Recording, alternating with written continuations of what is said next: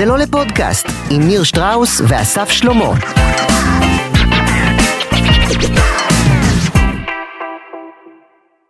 אני לא יודע אם זה מתאים לאופי הפודקאסט, אבל גם אתה, כאילו גם אני, לאחרונה מאוד מאוד מתעסק ביום הזיכרון, כאילו. אני השנה מרים ביום השואה את חנה סנש, את ההצגה חנה סנש. הפעם ניר לא עזר לי. אנחנו מגיעים להקליט אחרי שכבר אסף החליט שאני משחק את הנאצי. הרבה טקסט. יש הרבה עבודה. שמה, מה קורה לנאצי הזה? זה כנס לדמות, אני לא בא לחלטר. האמת שזה מחזה מדהים, אני קראתי גם את המחזה היותר מודרני, וגם את המאוד מאוד עתיק, כי יש כזה מחזה מ-1956 כזה, ואהבתי את המחזה, כאילו את השפה וזה, אמרתי, זה יותר מתאים לאיזה טקס כזה. כן, אני צריך לערוך את ההצגה לאיזה חצי שעה, 20 דקות, אתה יודע.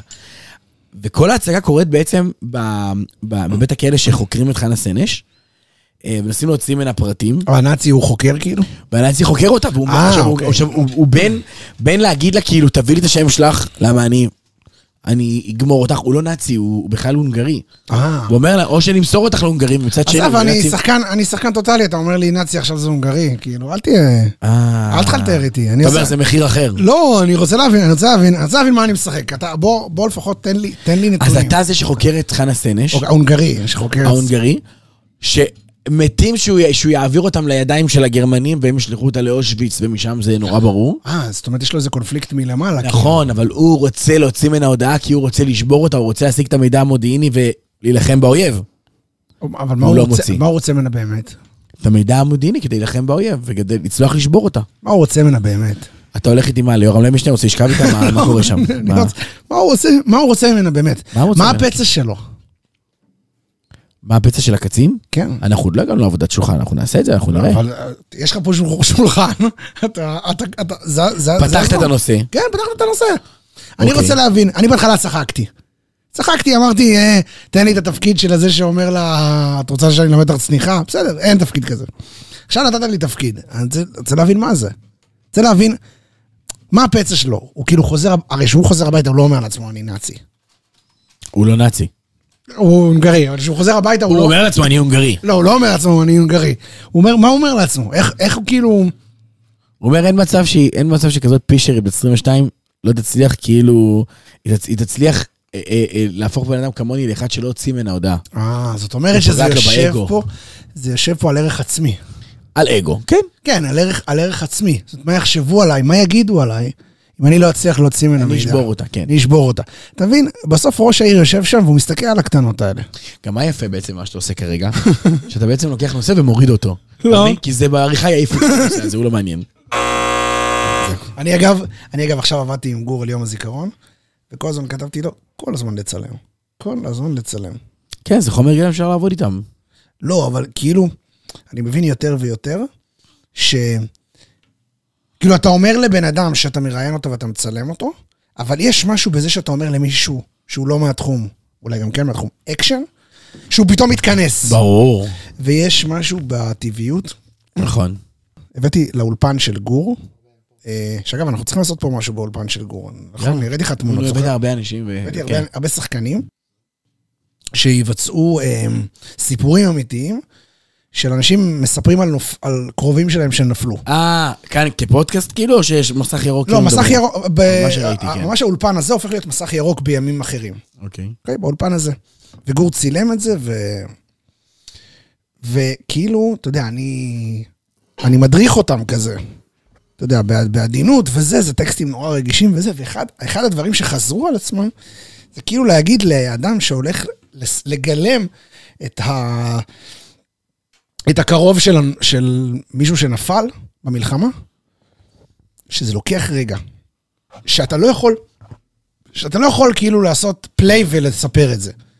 זאת אומרת, זה לוקח רגע להצליח בכלל לקלוט שאתה הולך לדבר על אחותך, על הבן שלך, על זה, זה לוקח רגע. בסוף חצי יום צילום כזה, הגיע אב שכול אמיתי. יושב מול המצלמה, ושותק. וגור מסמן לו, אני מצלם. הוא לא מדבר. הוא עושה לו ככה. וגור מסמן לו, אני מצלם. הוא מסמן, הבנתי. וכאילו פתאום כל הערות כזה, משחק שהיו לפני זה לשחקנים, אמרתי, אימא לזה, כי יש אנשים שזה באמת קורה להם. אבל לא עושה ככה, לא אוהב. כי היה לו קשה לספר את זה. היה לו קשה לדבר על זה.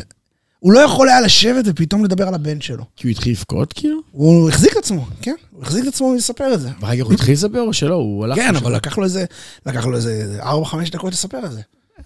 אמרת לו, אתה רוצה להגיד משהו? כן, אני כאילו... וזה פתח את הברז. כן, אז קצת עודדתי אותו, שאלתי אותו אם הוא רוצה להגיד משהו. זה הרי לא משנה שסיכמנו את זה.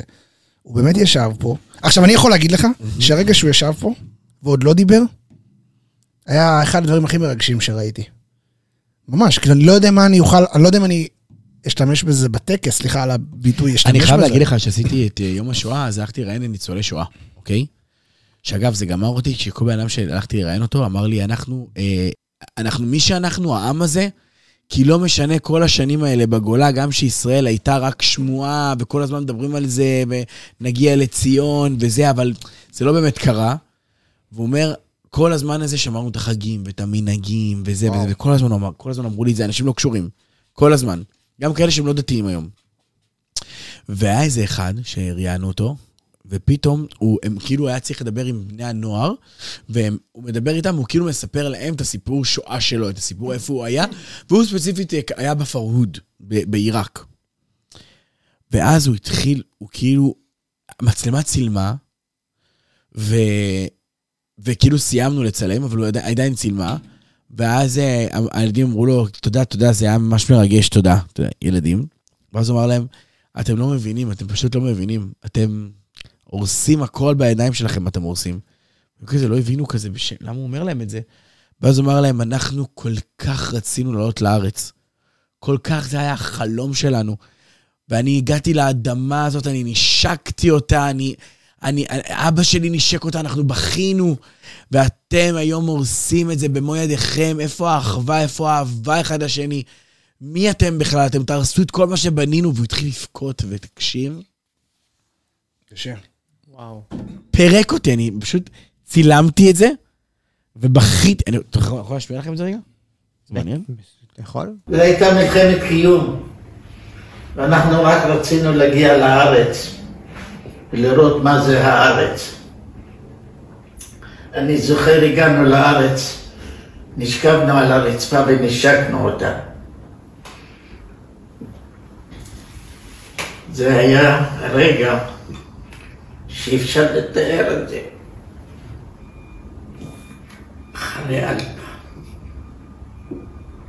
אחרי 2000 שנה להגיע לארץ. אתם, הדור הזה, אתם לא יודעים. היום אני רואה את השנאה היום. זה לא יאומן. לא יאומן. היינו צריכים להיות אחים כולם. חבל.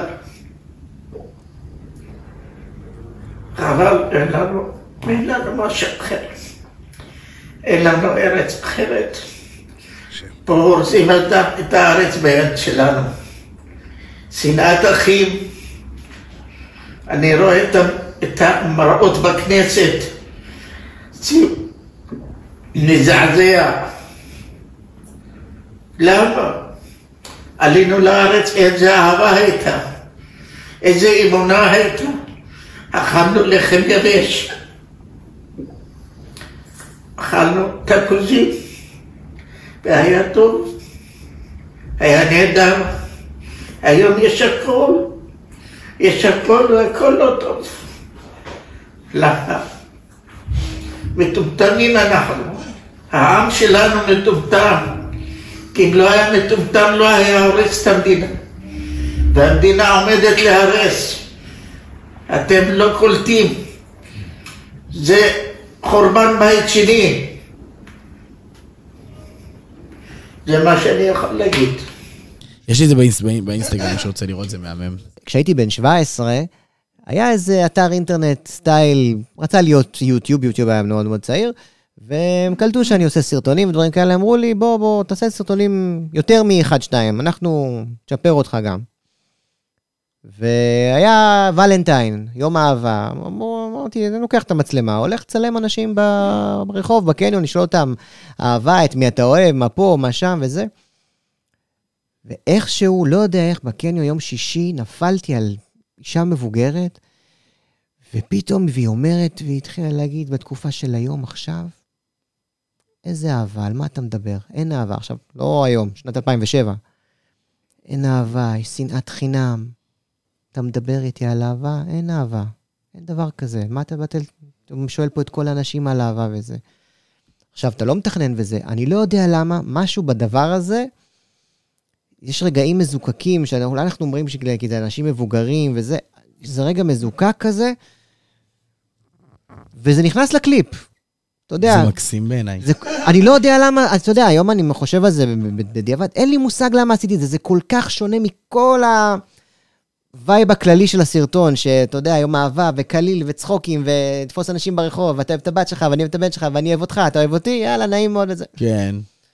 ומצאתי מקום לדברים הקשים האלה, היא אמרה את זה בצורה הרבה יותר קשה מה שאני מתאר פה, ממש, שאומרת אישה מבוגרת. יש לנו סקר פריים, אז זה סקר של מה? סקר בקשר לאהבה בעולם. אהבה? כן. לא ידעתי היא קיימת או לא. אבל... מה את אומרת? אני מאמינה שכן.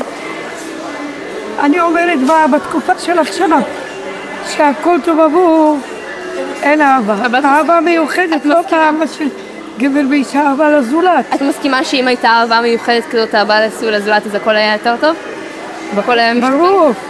ברור שאחד דואג לשני, אחד אפילו רק תפתח את הבית על זה כאן לשאול אותו מה נשמע אם אתה צריך משהו. היום מחפשים רק את הכיסא שלהם ולא מעניין אותם מהזולה ולא מאף אחד. אהבה זה בתוך הבן אדם. גם אם דברים לא טובים, אבל מי שיש לו אהבה הוא תמיד ייתן למי. וגם יקבל. תמיד למי. ומתי. תודה רבה. תשמע, אני חייב להגיד שעם כמה שאני שומע שיש שנאה ויש שנאה ויש שנאה, אני מצלם בימים אלו תוכנית של מעשים טובים. ניקול ואני מאפס מקימים אותה. מאפס. והצטרפו אלינו אנשים טובים, והם חלק מהדרך הזאת. אבל ממש כאילו חשבנו על זה עוד הרבה קודם, ואיך זה ייראה, ומי נביא, וכאלה וזה. ואני אומר את זה כי כל אדם שאנחנו מדברים איתו, של בוא תפתח את הלב ותיתן, נותן מכל הלב.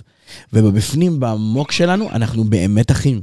אמיתי, אני רואה את זה לנגד עיניי כל יום, והסיבה שאני בא לחברות ומדבר איתם, אני אומר להם, שימו כסף כדי שנוכל להרים את הדבר הזה, זה רק אני אומר להם כולם הרבה נותנים בסתר, ומרוב סתר פשוט לא רואים מעשים טובים היום בפרונט, בשום צורה. וחושבים שמעשים טובים זה תמיד עם אינטרס, יש איזה משהו...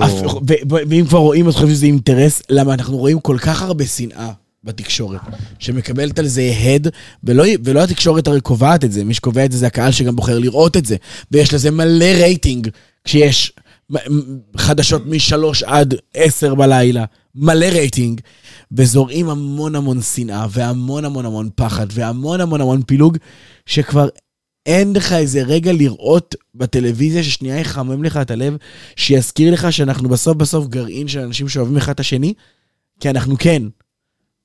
ובגלל זה צריך תכנים כאלה יותר. כן. זה מה שיפה בפרק הזה, שאנחנו ככה בין עין אחת בוכה, עין אחת צוחקת. זה מה שיפה בפרק הזה ספציפית הזה.